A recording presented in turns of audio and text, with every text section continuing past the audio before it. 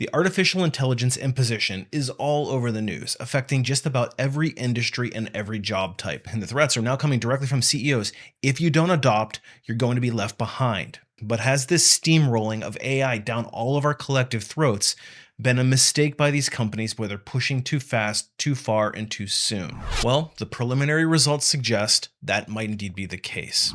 So in this video, we're going to try to answer the question of, are companies actually regretting laying off people due to AI? Hey everybody, and welcome back to my channel. If you're new here, my name is Brian. I'm the founder of A Life After Layoff, a career strategist and a corporate recruiter.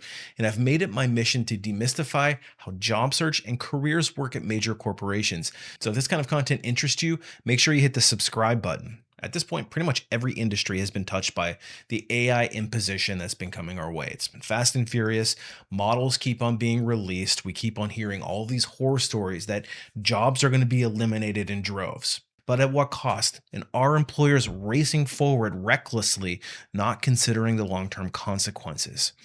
So let's start with one of the job types that AI is supposed to have hit hardest, customer service. Gartner predicts that by 2027, 50% of the companies who attributed headcount reductions to AI will actually rehire that staff to perform similar functions, maybe under different job titles, but nonetheless rehiring them. And why is this? The bottom line is companies are finding that AI isn't up to the task yet. It says that AI simply isn't mature enough to replace the expertise, the empathy, and the judgment that human agents can provide. So there actually is some things that AI is not capable of doing, specifically expertise or deep expertise, empathy, and judgment. You should probably circle those three things when you're looking at your own role, your own job type, your own industry. If you can find a competitive advantage in those three things, that's what I would be branding myself with. It continues, relying solely on AI right now is premature and could lead to some unintended consequences. Wonder what that could be. Wonder how many customers are going to get upset when suddenly their orders are handled incorrectly. Dealing with anything related to the company is a pain in the butt. People are simply take their dollars elsewhere. And I don't know about you, but being on the phone with an AI or one of those automated systems, like for example, when you want to cancel your cable, it is such a frustrating experience, and especially when you can't get a human being on the other line to explain the nuance of your situation. AI simply reads off of a script, and yeah, they may be getting smarter, but there's still not that degree of decision making or deep understanding, and then most importantly, empathy. And empathy is an absolute competitive advantage for a good customer service agent. If we go beyond that and look at how companies are racing to push AI into every single department, every single process, it's actually pretty shocking that so far we're finding that 95% of generative AI projects fail. This means it's only 5% of these projects that they're pushing are actually having any degree of success. And this recent MIT report, they deep dived into the reasons why. And based on a survey of both executive sponsors and frontline users across 52 organizations, they were asked to rank the criteria of why generative pilots are failing. And the most common reasons listed are challenging change management. In other words, they're struggling to adapt to the change that's happening in these departments. There's probably nobody with any level of expertise that's rolling these things out. Also, we have a lack of executive sponsorship. Might be coming from a certain level of the organization, but the rest of the executive team isn't really buying into it or doesn't fully understand it themselves. There's also poor user experience, and if you've used any of these models yourself, you're probably familiar with the model output quality concerns. There are certainly some issues with output and hallucinations and things that it assumes about you. And let's be honest, we're running into these same issues in the recruiting space with a massive influx of candidates who are shooting out resumes that are generated by AI, and they're hallucinating, they're creating things that the person has never done. And there's a lot of indicators that would lead recruiting teams to believe that it's a falsified document. In addition to that, there's also, not surprisingly, an unwillingness to adopt to new tools, whether it's through apathy, kind of feeling like, I don't need to do that, old dog, no new tricks. But I think that there's a lot of people who are just simply resistant to it because of what it represents. Because if you embrace it, you have the potential of displacing your own job. But if you don't embrace it, you also have the potential for displacing your own job.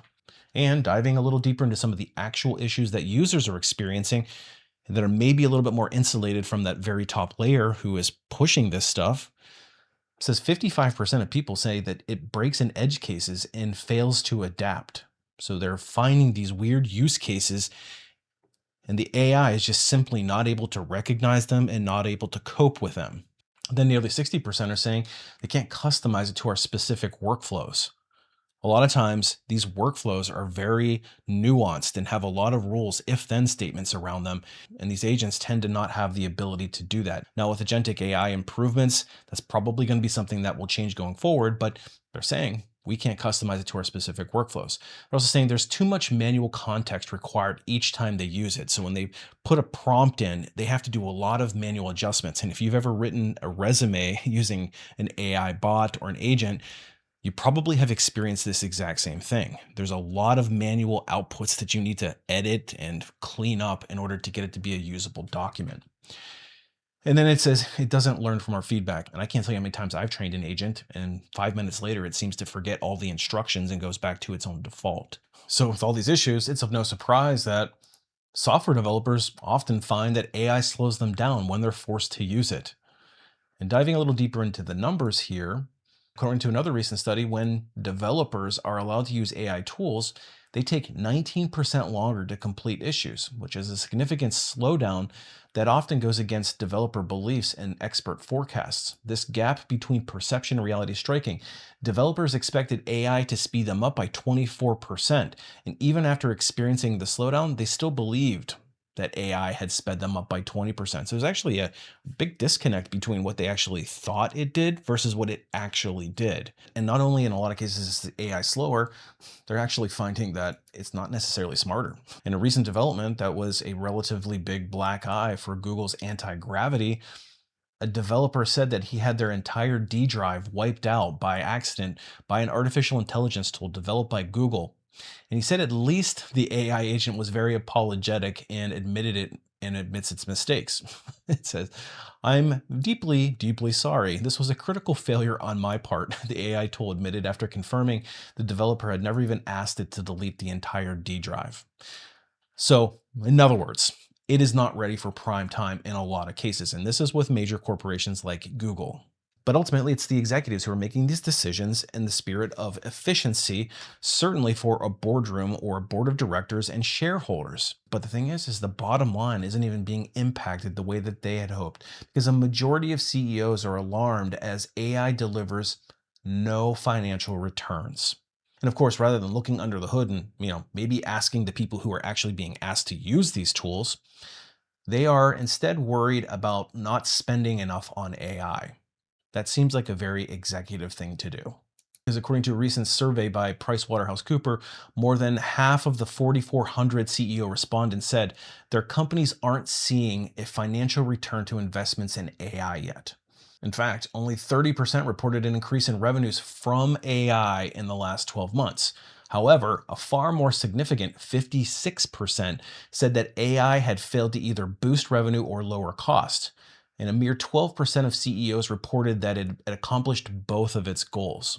So only 12% of the CEOs who had implemented AI tools have actually seen any kind of benefit from it. And it continues that for now, the prognosis still is looking somewhat grim. Last year, the frequently cited MIT report that I just referenced earlier in this video found that a staggering 95% of those attempts to incorporate generative AI into businesses so far were failing to lead to rapid revenue acceleration. And this is probably something that somebody's sitting in a boardroom with a slide deck freaking out in front of their board of directors. And what they're inevitably doing is going to double down on it, wondering if they haven't pumped enough money into it yet.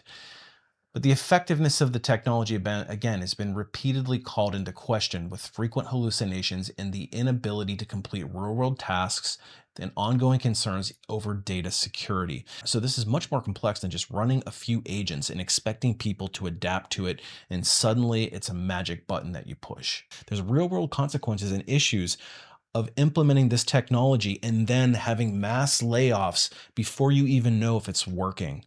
All the tribal knowledge that you're losing, all those senior level people who really know their stuff, who are now on the open market and potentially moving to other opportunities, are not people that you can simply say, whoops, we screwed up. Would you like to come back? You've ruined that goodwill at that point in time. And I'm curious if somebody has been laid off due to these AI innovations and your company came back to you 6 months later and said, we made a mistake, maybe as politely as that Google bot did. Would you go back to them? That's an interesting question to ask. But that doesn't stop these companies and these major tech CEOs saying that up to 90% of these job types are going to be eliminated in the next 2 to 3 years. I think the more muted and realistic approaches is that, yeah, there is going to be some jobs replaced. And I think we would be naive if we put our guards down here. But I don't think it's anywhere near the level that they are suggesting in the news. At this point, I think that this 6% of jobs by 2030 is probably more realistic. However, that number is still pretty scary when you think about it, because if you look at the total numbers here, that equates to 10.4 million jobs. And to give a sense of the magnitude, as it says here, the US lost 8.7 million jobs during the Great Recession. So those numbers aren't directly comparable since jobs lost to AI are structural and permanent, while those lost to a recession are cyclical and macroeconomic. But any way you look at it, the numbers are really meaningful. And this is a very disruptive technology, and it's only going to get better. So that's what's going on with the AI-driven layoffs. Found the data to be pretty surprising myself. And at this point in time, AI may not be completely ready for prime time. And I got to wonder if there are companies out there who are going to soon regret laying off their best and brightest for the sake of a little efficiency bump. Only time will tell, but we don't want to rest on our laurels. So make sure you're doubling down on learning AI yourself and making sure that you're future proofed, because remember, we always want to act like the CEO of our career. Now, if you need help navigating these tricky waters, make sure you check out my website, alifeafterlayoff.com. Whole bunch of resources over there, and I do offer some private coaching as well. Anyway, appreciate you watching. Let's continue to pay attention to what's going on in this job market, and I will see you on the next one.